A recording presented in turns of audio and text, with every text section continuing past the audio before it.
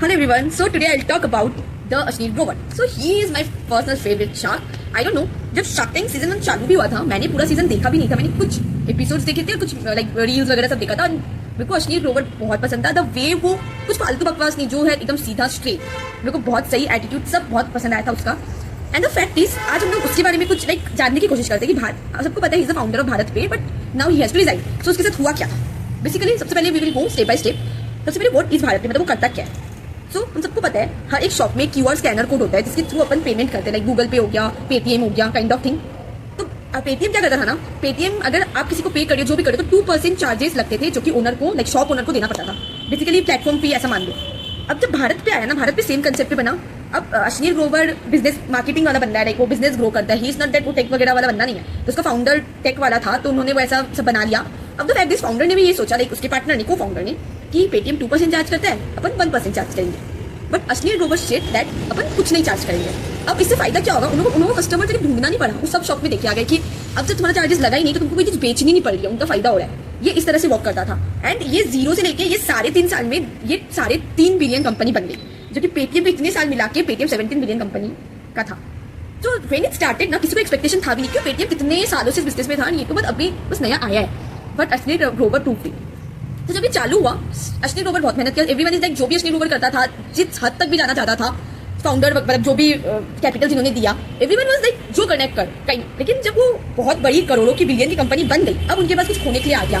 And they know कि अब कुछ हो सकता है, तो उन्होंने सच से अश्नीर ग्रोवर को आउट कर दिया, लाइक कुछ ऐसा प्ले करके जो भी.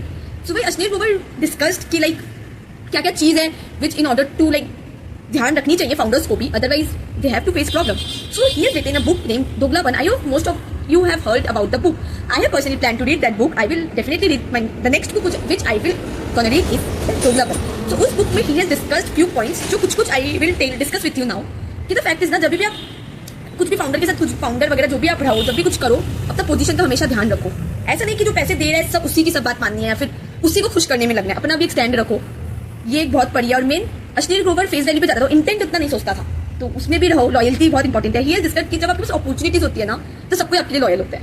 लेकिन जब आपके पास कुछ नहीं होता, दैट टाइम जो आपके साथ खड़ा है वो लॉयल है. सो वही बोला कि अच्छे टाइम के लिए लॉयल्टी की कोई वैल्यू नहीं है. मतलब लॉयल्टी नाम का भी टर्म है ही नहीं, क्योंकि जब कंपनी बड़ी हो रही है, कुछ नहीं थी ना, तो कंपनी इज ग्रोइंग, स्टाफ वगैरह सब बोलेंगे कि I want to be with you, क्योंकि सबको शेयर्स मिलेंगे, सबको पता है 10 साल बाद और करोड़ों की कंपनी बनेगी.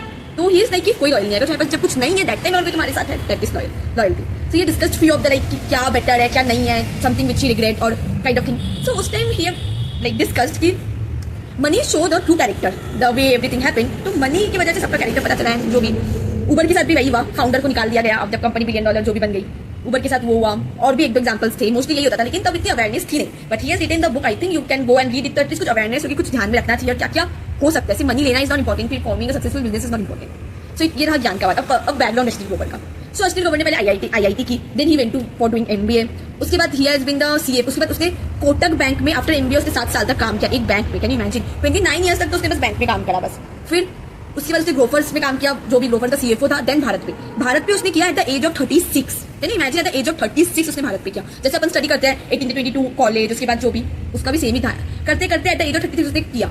ही जस्ट अभी भी अपने आप पे कोई रिग्रेट नहीं करता. ही जस्ट बिलीव कि ही इज लाइक वो कुछ बड़ा करने के लिए बना है. फॉर एग्जाम्पल बैंक में भी इतने साल काम किया, जो भी किया. फिर ग्रोफर में उसमें भी सीएफओ. देन आफ्टर भारत पे उसमें भी top. Then after shark tank, वो शार्क टैंक भी बहुत लाइक नंबर 1 शो ही बना. Then he has written the book Doglapan, that is also number 1 seller.